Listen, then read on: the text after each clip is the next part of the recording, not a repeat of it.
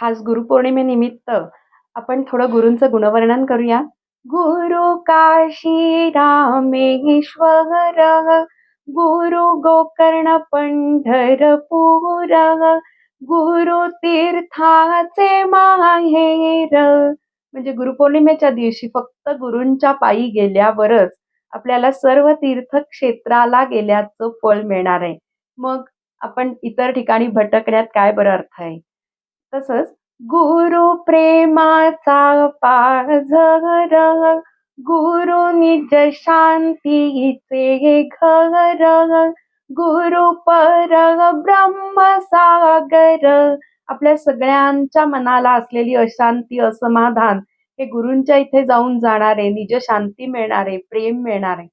गुरु भक्तीची माऊली, गुरु ज्ञानाची साहुली, गुरु पासून मुक्ती मिळाली, गुरु तेग बाई, गुरु वाचून दैवत नाही. मग गुरु आपल्याला भक्ती पण देणार आहेत, ज्ञान पण देणार आहेत आणि मुक्ती पण देणार आहेत. मग इतर कोणतीही कर्म, व्रत, नेम न करता किंवा इतर कोणतेही खर्चिक उपाय न करता फक्त गुरूंनी सांगितलेल्या मार्गदर्शनानुसार जो भक्त उपासना करील त्याला या सगळ्याची प्राप्ती होणार आहे.